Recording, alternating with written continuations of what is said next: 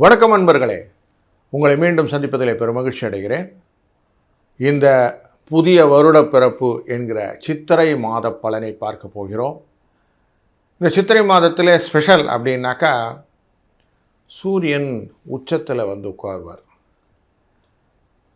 மேஷராசியிலே அவர் தன்னுடைய வலிமையை காட்டுவார். காலச்சக்கர புருஷத்தின் முதல் ராசி இல்லையா, அங்கே தன் வலிமையை காட்டக்கூடிய இடம். அது மட்டுமல்ல, காலச்சக்கர புருஷத்தின் 11வது இடத்துல சதய நட்சத்திரத்திலே சந்திர பகவான் அமர்கிறார். ஸோ அப்போ லாபத்துக்கு கொடுக்கக்கூடிய சூழ்நிலையும் காட்டுகிறது அப்படின்ருக்கு. கிரகங்கள் மூமெண்டெல்லாம் பார்க்கும்போது சுக்கிரன் சூரியன் சேர்ந்து மேஷராசியில் அமர்வார்கள். லக்னமாக ரிஷப லக்னம் அமைந்துவிடும் இந்த மாதம் பிறக்கும்போது. குரு 3ஆம் இடமான மிதுன ராசியிலே அமர்ந்திருப்பார் புனர்பூசம் என்கிற தன்னுடைய சுயசாரத்திலேயே. கேது மகம் என்கிற தன்னுடைய சுயசாரத்திலே அமர்ந்து கொள்வார் சிம்ம ராசியிலே. ராகு பகவான் சதயம் என்கிற தன்னுடைய சுயசாரத்திலே அமர்ந்து கொள்கிறார். சந்திர பகவானும் சதயம் என்கிற சாரத்திலே வந்து அமர்கிறார்.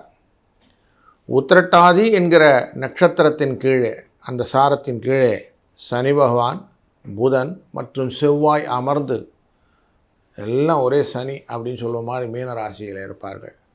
இப்படி ஒரு கூட்டுக்கலவையாக இந்த மாதத்தின் தொடக்கம் இருக்க போகிறது. 19ஆம் தேதி ரிஷப ராசிக்குள்ளே சுக்கிரன் வந்துடுவார். அதுபோல்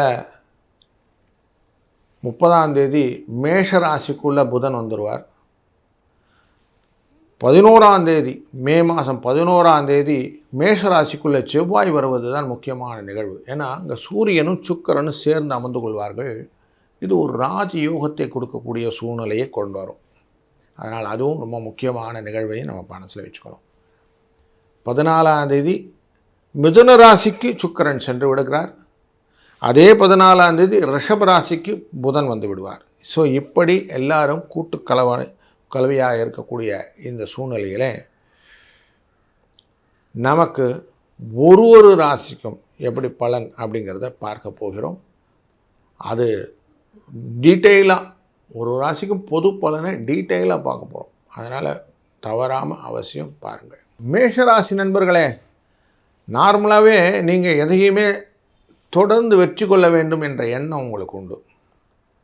அதுவும் இப்போ இந்த சனி பகவான் 12ஆம் இடத்துலேருந்து உட்கார்ந்த உடனே பல விஷயத்திலும் அழற்சியும் சோர்வும் இருந்தால் கூட எப்படியானா நம்ம முயற்சி செய்யணும் அப்படிங்கிற உந்துதல் நிறைய இருக்கக்கூடிய சூழ்நிலை இருந்து கொண்டிருக்கிறது. இப்படிப்பட்ட உங்களுக்கு இந்த மேஷ மாதத்திலே, அதாவது சித்திரை மாதத்திலே ஏப்ரல் 14ஆம் தேதி சூரிய பகவான் உங்கள் ராசிக்குள்ளே வரப்போகிறார். அப்படி வந்த உடனே என்ன ஆகும்னா, அவர் உச்சம் அப்படிங்கிற தேடலில் வருவார். 5ஆம் இடத்துக்குரியவர், பஞ்சமஸ்தானத்துக்குரியவர், நார்மலாக அந்த லக்ஷ்மி ஸ்தானம்னு சொல்லுவோம், அங்கே இருக்கிறவர் இங்கே வந்து உட்கார்றார். அதனால் மனதில் எதை வேணாலும் சாதிக்கணுன்ற ஒரு எண்ணம், முக்கியமாக பணம் ரிலேட்டடான விஷயங்கள் எல்லாம் நிறைய தொடர்ந்து செய்ய வேண்டும். தொழிலிலே அபிவிருத்தி செய்ய வேண்டும். அதற்கு என்னுடைய முன்னோர்களின் ஆசீர்வாதங்களும் தெய்வ அருளும் இணைந்தால் நல்லாயிருக்கும். அது மூலியமாக நான் நிறைய டெவலப் ஆவேன் அப்படிங்கிற எண்ண ஓட்டம் ஜாஸ்தி இருக்கும். ஆனாலும் தலையில் சூரியன் வந்து உட்கார்ந்தா எப்படி இருக்கும்னா, மண்டை கொதிக்கும் அப்படின்னு சொல்லுவா இல்லையா, அந்த மாதிரி இருக்கும். அதனால் தாட் ப்ராசஸ் வேகமாக காட்டணும்னு இருக்கும். ஆனால் செயல்கள் கொஞ்சம் கம்மியானால் கூட கோபம் வந்துடும். அதனால் கொஞ்சம் கோபத்தை கண்ட்ரோல் பண்ணிக்கணும். பரபரப்பு அப்படிங்கிறது இருக்கலாம், படபடப்பு இருக்கக்கூடாது. அதனால் அதையும் கொஞ்சம் கரெக்டாக வச்சுக்கிடுங்க. ஸோ இதை நீங்கள் பார்த்துக்கிட்டிங்கன்னா சௌரியமாக உங்களுக்கு மனசில் புரிஞ்சிடும். அதே போல் மே 11ஆம் தேதி உங்கள் ஆட்சிநாதனான இந்த செவ்வாய் வந்து உட்கார்ந்துப்பார். இப்போ இன்னும் அடிஷ்னலாக உங்களுக்கு ரெஸ்பான்சிபிலிட்டி நிறைய இருக்கும். யாருக்கெல்லாம் ரெஸ்பான்சிபிலிட்டி இருக்கும் அப்படின்னு பார்க்கும்போது, வேலை இல்லை, எனக்கு ரொம்ப மோசமாக மாட்டிக்கிட்டேன், இந்த சனி வந்துட்டார் சார், 12ஆம் இடத்துல வந்து உட்காந்து எனக்கு வந்துட்டார், 7.5 சனி ஆரம்பிச்சிருச்சு அப்படின்னு சொல்ல வருத்தப்படுவவர்களெல்லாம் இப்போ வேலையை பற்றின யோசனைகள், வேலை இல்லைனாலும் பரவாயில்ல, அதில் ஆல்டர்னேட்டிவ் சொல்யூஷன்ஸ் எல்லாம் கண்டுபிடிப்பேன். இப்படி நிறைய புது விதமான யோசனைகள் எல்லாம் கொண்டு வந்து இந்த சனி பகவான் கொடுத்துருவார். இதுக்கு முக்கிய காரணம் யாருன்னா, சதய நட்சத்திரத்திலேயே உங்கள் லாபஸ்தானத்துக்குள்ளார சந்திர பகவான் மனோகாரகன் அமர்ந்திருக்கிறார். அதனால் மனசு வச்சிங்கன்னா எதெல்லாம் சாதிச்சு போடலாம் அப்படிங்கிறது ரொம்ப முக்கியம். அதனால் லாபத்தை நோக்கிய எண்ணங்களை சுக்கிர பகவான் உங்கள் ராசிக்குள்ளே இருந்துன்னு செய்வார். அதனால் தைரியமாக திரவிய லாபம்னு சொல்லுவோம், வரக்கூடிய பணத்தை பிடிச்சி வச்சுக்கிறதுக்கு எண்ணங்கள் எல்லாம் கரெக்டாக வரும். வேலைகள்லாம் நல்லபடியாக அமையும். குழந்தைகள் விஷயத்தில் அவங்களுடைய படிப்படியான முன்னேற்றங்களை பார்க்க போகிறீர்கள். எக்ஸாமினேஷன்லாம் நல்லபடியாக த்ரூ பண்ணிவிடுவாங்க, பயப்பட வேணாம். அவங்க படித்து நல்ல நியூஸை கொடுப்பாங்க.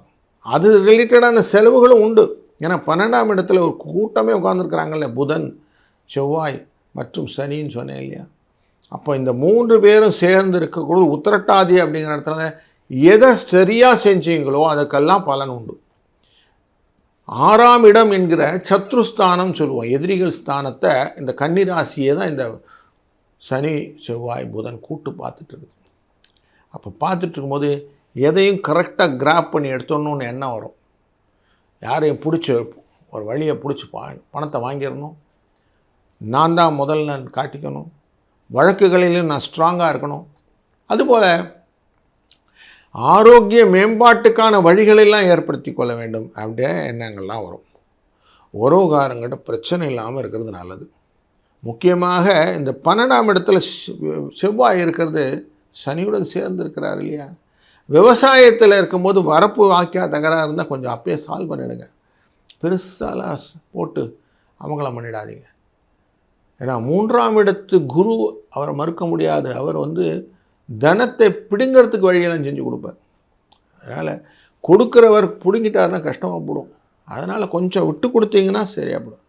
நண்பர்கள் தானே அப்படின்னு விட்டு கொடுத்துருங்க, உறவுகள் தானே அப்படின்னு விட்டு கொடுத்துருங்க, தப்பு ஒன்றும் இல்லை.